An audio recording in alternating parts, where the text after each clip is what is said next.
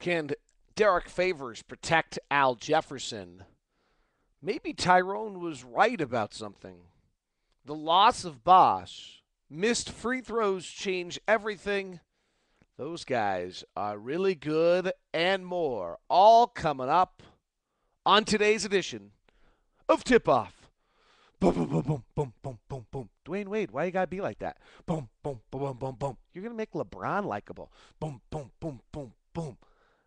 I can't have more punks in this playoffs. Boom, boom, boom, boom, boom. Garnett, Wade, you, it's enough. Boom, boom, boom, boom, boom, boom, boom, boom, boom. Hello. How are you? Are you well? Everything going all right? Good. Glad to hear it. Interesting basketball last night. Spurs put on another clinic. The Indiana-Miami game was pretty tough to watch. I did find pretty interesting paradox in that series that anytime you put a defensive guy on the floor there who's totally defensive oriented and their offense is terrible, that you almost can't do it. Joel Anthony's around the basket play is so bad that you almost can't do it. I mean, they're killing Roy Hibbert on that pick and roll, but it's even without even worrying about Joel Anthony for 1 second. It's also interesting to watch, by the way, that Roy Hibbert's getting killed on the pick and roll for Indiana. They had to pull him out of the game late, and they win. Good win by Indiana.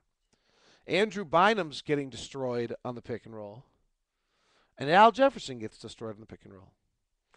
You know, I think we all have a pretty bad taste in our mouth of how terrible Al Jefferson was in the pick and roll against the Spurs, Tony Parker, and how and throughout the end of the season that just he gets into the middle of the floor on a high pick and roll and he gets exposed. You know what? What big man doesn't? Like really at some point here we probably have to consider maybe that's the reality in this day and age of the NBA that if you are 6'10", 6'11", and being asked to guard at 25 feet in the middle of the floor, you're not going to do it well. Because I'm not sure that there is a big man that does it well. Maybe Dwight Howard. Favors is better than 95% of the league. But those guys are very unique defensive players. And if our criticism of Al is that right there, I'm not sure it's fair. I guess it might just be the reality of who you are. One question I think that every Jazz fan is asking is can Al Jefferson be covered up by Derrick Favors? His defensive weaknesses be fixed by Derrick Favors? Well, it's up on Locked On Jazz, but I did a little research yesterday. Jefferson played 1,300 minutes plus last year with Millsap. He played about 300, a little less, with Favors. So these numbers are not, but it's all we got. They're not perfect, but they're all we've got. What it turns out is that the defensive rating for the Jazz with Jefferson and Millsap on the floor together is horrendous. 109.4. Put this in perspective. The worst defensive teams in the league last year were Charlotte at 110.8, New Jersey at 109.5, the Wizards at 107.8. And when we have Jefferson and Millsap on the floor together, that is as bad a defensive unit as you can have. So if we've learned anything, we shouldn't see that again as our primary starting lineup. It doesn't work. What's worth noting, though, is when it's on the floor together, it's pretty awesome offensively, which I'm a little surprised by. I'm not sure why it should be that good offensively. And it's a 109.8 offensively. In turn, what it says is that overall the differential between is a positive point 0.4, which makes you about a 500 team, which is frankly right about where we were. We overachieved a little bit. With Favors on the floor, our defense gets much better. It goes from the 109.4 to a 104.8. Okay, that's not elite in any way, shape, or form. It's about 17th in the NBA. It's right about where Milwaukee was last year. But with Favors on the floor instead of Millsap, our offense drops considerably to a 105.3, which is middle of the pack, 15th, 16th. And interestingly enough, the differential is basically the exact same as what it is with Jefferson and Millsap. So what this shows is that this year, Jefferson and Millsap, we were terrible defensively. And Jefferson and Favors, we were better defensively. But overall, we were virtually the exact same in both. Which is interesting because the more you dig into some of these numbers, Tyrone doesn't use numbers. But the more you dig into these numbers, a lot of these numbers come to fruition to make sense or show that Tyrone's gut actually had the Jazz at the right spot. In other words, had we started Jefferson and Favors and they had played the majority of those minutes, it does not look as though we would have been a vastly different team this year at all.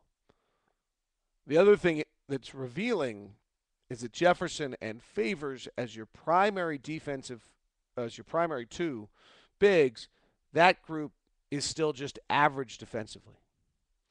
I'm of the belief that the more time we give Favors, I think we can move into the elite defensively. But this showed slightly differently than that. When we became elite defensively is when Millsap slid over to the 3. And when you suddenly had Millsap, Favors, and Jefferson all on the floor together, then we were elite defensively in that 107 minutes where that happened this year. And that might be, frankly, that might have been good enough that unless you get a really good offer, you decide that that's going to be a lineup you use with some regularity next year and find out whether or not it's worth it. The other statistical revelation I had yesterday was that the worst 5 defensively for the Jazz that played any real minutes was that starting lineup to close the year. That DeMarre Carroll, Gordon Hayward, Devin Harris, Paul Millsap, Al Jefferson, for whatever reason, was the worst lineup out there. I really like. Well, I have two feelings. One, I think starting really matters. You don't start in a game and you are immediately really down to 32 potential minutes to play, and that assumes that when you check in, you never check out. Because that first sub never happens to the 6 or 8 minute mark. And I think that's hard to ask someone, particularly in the case of Favors. When we did that with Favors late in the year, that's hard to ask someone because I think that's too many minutes in a row for a big guy. But, so I really like just put your best 5 players on the floor and go. But I do also, if you're going to be using a bench guy for some minutes, and he's primarily a defensive player like a Bruce Bowen or a Tony Allen or a Thabo Sefolosha, I like using that Kawhi Leonard, that player in the starting lineup, so that he's guarding the best offensive wing player of the other team, and that's where DeMarre Carroll, to me, seems to have some value for the Jazz as a potential starter who plays bench minutes as a rotation player but does it in the starting lineup. It's interesting that lineup did not have that kind of success. So, worth doing. I have completed the Al Jefferson 7-part preview or review and have moved to Paul Millsap. These are much too lengthy. But they are what they are. Be curious if you take the time to read about Al, whether or not you get any great better understanding of who you think he is as a player. I did. I found it quite interesting. And I find him somewhat of an anomaly, frankly. I'm not entirely sure who he is as a player still and how I value him. Uh, I know who he is as a guy. I know who he is in the locker room. I know who he is, what his heart is, and what his thought process is, and where he wants to be and what he hopes to be. But I will admit that on a lot of these other areas of who he is as a player, uh, it's not definitive to me at all. I find it very difficult to figure out what his value is, how you should be evaluating him, and what his role for the future should be.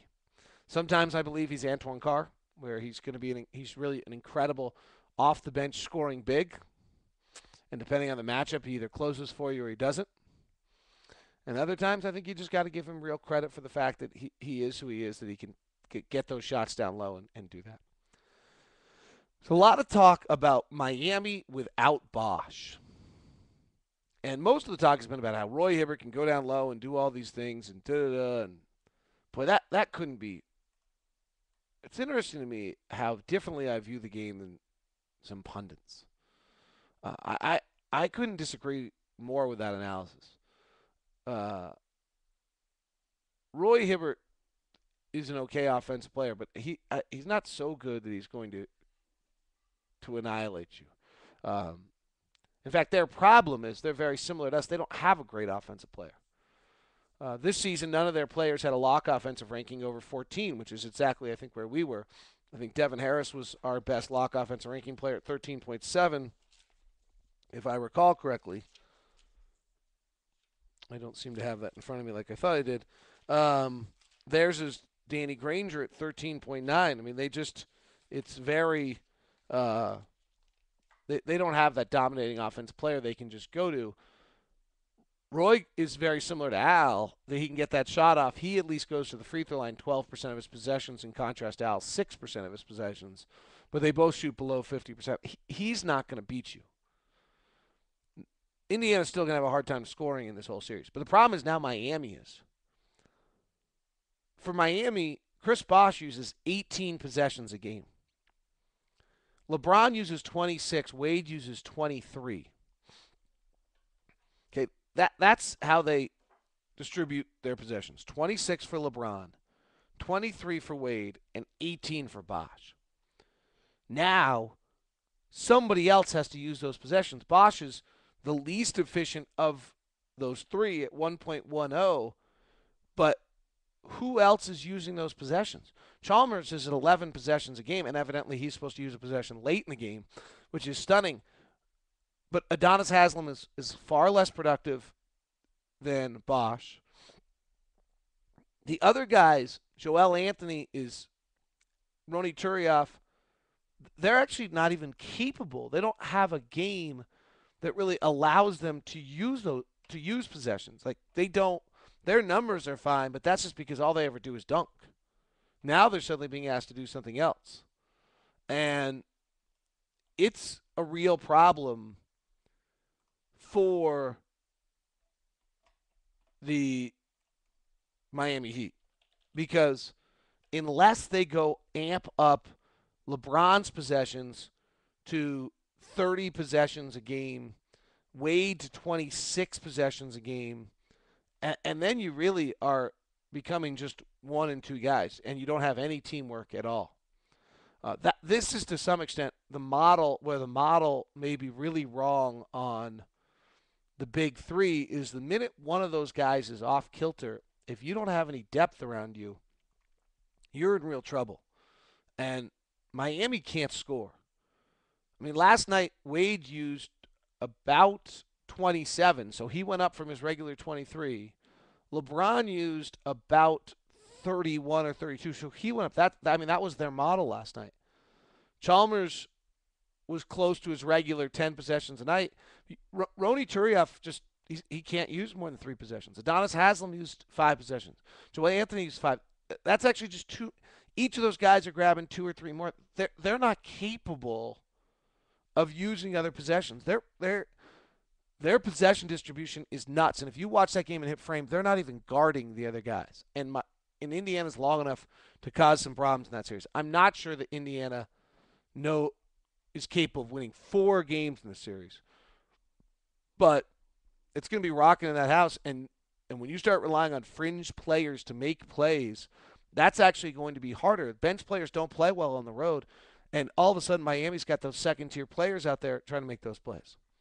By the way, LeBron, all this talk about the final play with Chalmers and all this, LeBron missed 2 free throws, and I'm not saying this is the case, but you watch the NBA, guy misses 2 free throws, he doesn't want to go back to the line.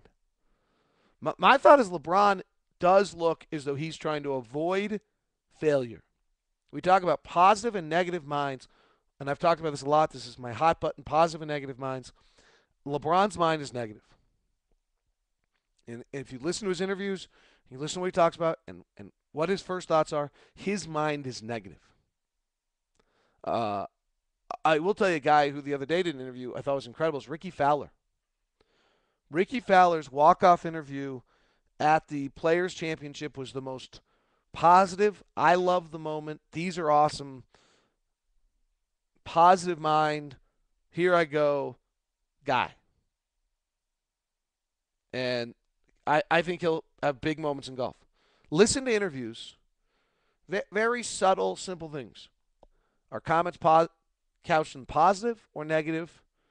Negative words versus positive words. Listen to those things. I'll tell you, as a radio programmer, when I built a radio station, and if any of the people around town are listening, they should take note of this. Every piece of production that we ever ran was run with with positive adjectives, positive words. Everything, nothing can't, nothing, no negative, do not, none of that. Didn't believe in it. Doesn't make you feel good as a listener. And I think players are that way, and it's clear to me LeBron has a negative mind right now. I got a bunch of other notes. We'll just have to, it's too long. Spurs are great. We all know that. By the way, and they just are relentless offensively. And I thought the Clippers played a lot like the Jazz did the first half of Game 1. They played well. They were suddenly, as Al Jefferson said, I thought we played well. We were down 7. I thought we were right in it, and you're not actually right in it. You're just on the verge of being blown out every minute with them. The other one I haven't talked about with you is back-to-backs. The fact that the Spurs have to play a back-to-back against Clippers in L.A. and Oklahoma City has to play a back-to-back in L.A. against Lakers. I think it's a huge advantage to the road teams. Huge advantage to the road teams. I think the road teams will win at least one of each of those.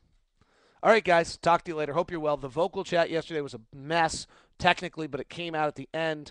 And I actually will probably do that and probably just start setting the limit at 20 questions, bang out 20 questions on vocal with some regularity. I like getting the questions from you and answering them on Sula or Sulia or whatever it's called. So feel free to send in those questions to me on the Twitter timeline, and I will try to get to 1 or 2 of those a day. Hope you're good.